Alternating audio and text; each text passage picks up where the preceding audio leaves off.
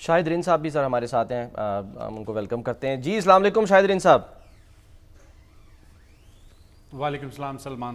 شاہ صاحب یہ جو بتائیں کہ یہ تو بڑی ایک تشویش انگیز صورتحال ہے کہ سرکاری افسروں میں اور ملازمین میں اس طریقے سے انفلٹریشن ان لوگوں کی ہو گئی، تو کیا آپ سمجھتے ہیں کہ یہ اس کا محرک پیسہ ہے یا نظریہ ہے؟ یعنی کوئی ان لوگوں کو خریدا گیا ہے یا ان کے دماغ جو ہیں ان میں زہر بھر دی گئی ہے؟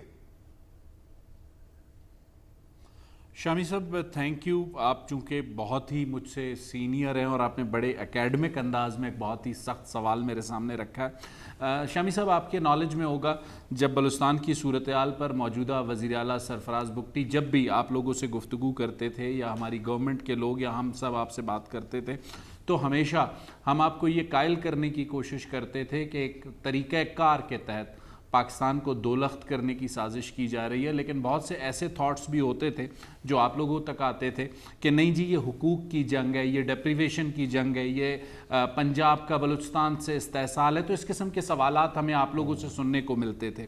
لیکن یہ جو معاملہ ہے اس پروفیسر کا، یہ ایک ٹیسٹ کیس ہے اور یہ ایک ایگزامپل ہے پاکستان کی جو پولیٹیکل قیادت ہے ان کے سامنے، پاکستان کے میڈیا کے سامنے.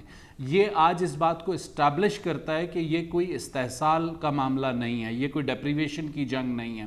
آپ یہ اندازہ لگائیں کہ ایک ایسا پروفیسر جو کہ پاکستان اسٹڈیز میں ڈاکٹریٹ کرتا ہے، گریڈ 18 میں پاکستان اسٹڈیز پڑھاتا ہے، تو کسی کے وہم و گمان میں بھی یہ بات نہیں جا سکتی کہ وہ سب ورژن کا کام کر سکتا ہے.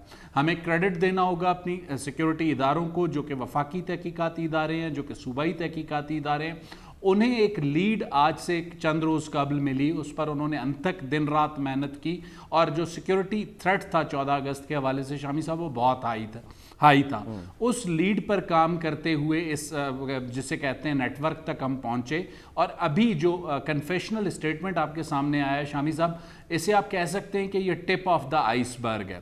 ہم جن چیزوں کو ابھی تک فورسی کر رہے ہیں، جو چیزیں کچھ ہم آپ کو ابھی تک ریویل نہیں کر رہے، اس کی وجہ یہ ہے کہ آگے کچھ پروگریس اس کیس میں ہونی ہے جس کی وجہ سے اس چیزوں کو ہم ابھی میڈیا پر نہیں لا رہے. آج کی پریس کانفرنس کا مقصد یا میڈیا پہ لانے کا جو ایک اہم وجہ تھی شامی صاحب وہ دو تھی. ایک سب سے بڑی وجہ یہ تھی کہ ہمیشہ یہ سوال اٹھایا جاتا ہے کسی بھی واقعے کی صورت میں کہ جی سیکیورٹی فورسز یا قانون نافذ کرنے والے ادارے کیا کر رہے ہیں. تو ہمیشہ ہم یہ جسٹیفائی کرتے تھے کہ ایسے کئی واقعات ہیں جو انہی سیکیورٹی اداروں نے ناکام بنائے. تو ایک وجہ یہ تھی.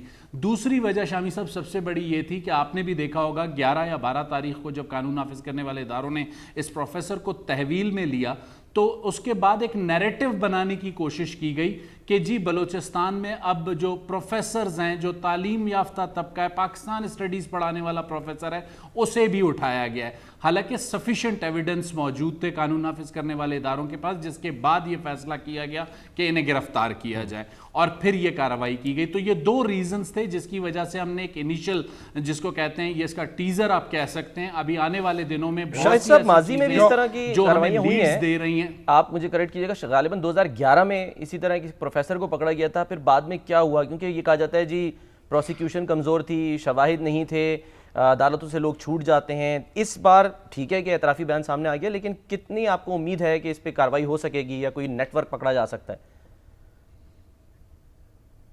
سلمان، آپ نے 2011 کے ایک واقعے کا ذکر کیا. سٹی تھانے کے سامنے ایک پروفیسر صاحب جسے کہتے ہیں وہ دستی بم پھینکتے ہوئے رنگے ہاتھوں پکڑے گئے اور پھر ہم نے دیکھا کہ وہ ہماری عدالتوں سے ریلیز ہوئے.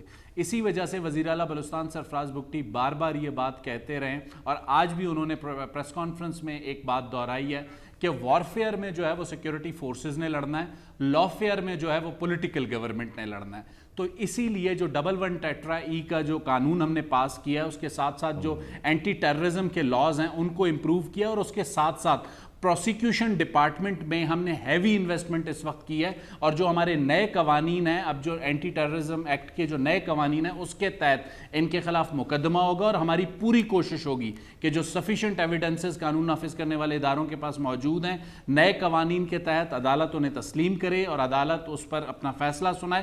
لیکن چونکہ ملک میں آزاد عدلیہ ہے، ہم اسے پریشرائز نہیں کر سکتے، لیکن ہم جتنا اپنا کیس بلڈ اپ کر سکتے ہیں. آپ نے بگٹی صاحب کا حوالہ دیا، انہوں نے کہا کہ جی اہل خانہ کو چاہیے کہ حکومت کو اطلاع کرے، ورنہ جو پورا خاندان ہے اسی کو ملوث سمجھا جائے گا. آپ کے خیال میں یہ شاہد صاحب درست ہے بات؟ کیونکہ پاکستان میں تو ہمیشہ یہ ہوتا ہے کہ کوئی گناہ باپ کرتا ہے تو سزا بیٹے کو ملتی ہے، اٹھا کے بیٹے کو لے جاتے ہیں. یہ بھی تو مسائل ہوتے ہیں نا، تو یہ کیسے پھر اس کو آپ بیلنس کر سکیں گے؟ سلمان دیکھیں اس وقت جس صورتحال کا ہمیں سامنا ہے، بلوچستان میں 2 دہائیوں سے دہشت گردی ہے.